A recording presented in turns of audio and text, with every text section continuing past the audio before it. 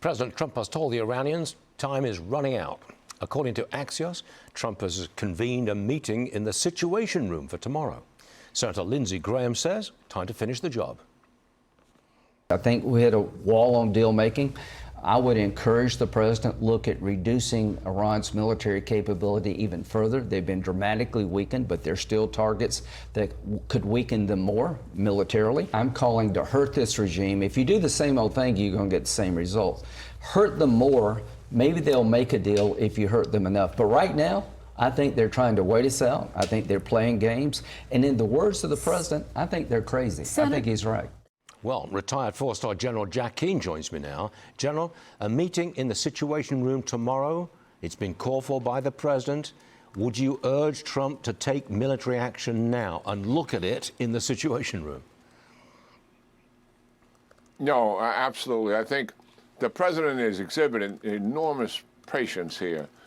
Almost 6 weeks now, we've been under the ceasefire, and we went to it obviously with the intent that we can make a deal with the Iranians.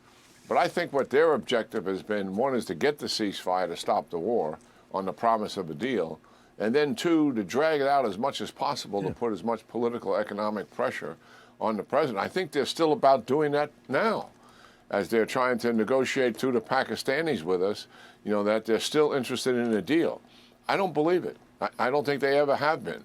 I think it's mostly just about dragging this out so that the president at some point, because of that political economic pressure, just ends the campaign and says we then declares victory as opposed to going back and finishing it. So where are we? I think we're going to go back and finish it. I think that's where we are because the president recognizes where the Iranians are. They're not going to make a substantive deal.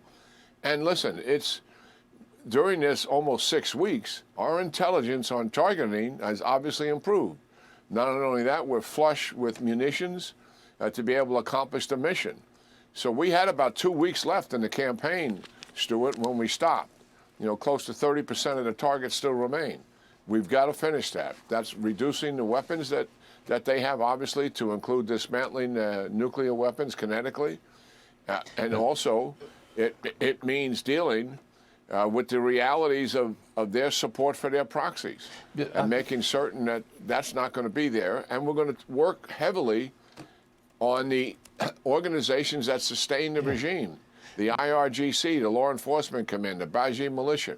We have better targeting on that over the next 6 weeks. And I think the last thing we're going to see is a grouping of targets that really take as much of the revenue sources, Stuart, away from the Iranians that they have. Obviously, we're blocking Cargallen and no exports, but there's other things that are moving out by road, etc. We're going to take those industrial capabilities down to make certain, I think, when we end the campaign and we open up the Straits of Hormuz, we have put the regime in a position militarily and economically to collapse. And hopefully we're using the CIA and the Mossad here also to undermine the regime and also to assist the Iranians in their resistance to that regime. I think that's where we are, and kind of comprehensively, that's about what we intend to do. But is action imminent? I mean, the president clearly running out of temper, running out of patience. He's convened the meeting in the Situation Room. Can't we assume that action is imminent? Well, I think I have no idea when it would be, nor would I ask. But certainly I think it's nearer rather than later, that's for sure. I'll leave it at that. And obviously I think that meeting is pretty pivotal. You put your finger on it. Okay. Yeah. Next one. China reportedly told President Trump that they will not be providing any material support to Iran. Listen to what U.S. Trade Representative Jameson Greer said about that. When the president went in, he did not go in asking them to take action in the Straits of Hormuz. He was very focused on making sure that they didn't provide material support to Iran. That's a commitment he obtained and confirmed. The Chinese have a clear interest in having those straits open. Again, I was in these meetings, and that's what the Chinese said. You know, they want to make sure no one is there imposing a toll. The president isn't seeking to have joint military operations with the Chinese, but obviously we want to make sure that they're not getting in the way of anything we're doing to try to clarify that situation. Well, General, do you believe that China will abandon Iran? Absolutely not.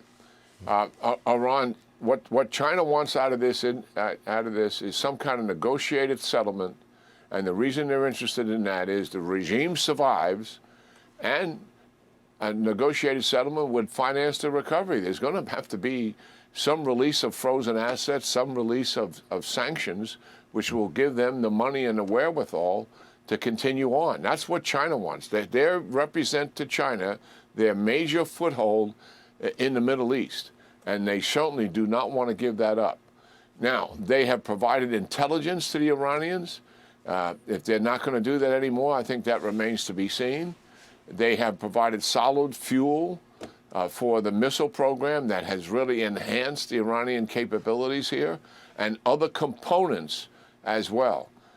And hopefully they will abide by the deal that they made with the administration. We know, and you have pointed out on this show, that the first deal we made in the initial administration, China reneged on a lot of the substance of that deal, only providing half of the trade imbalance in terms of purchasing of U.S. goods, etc.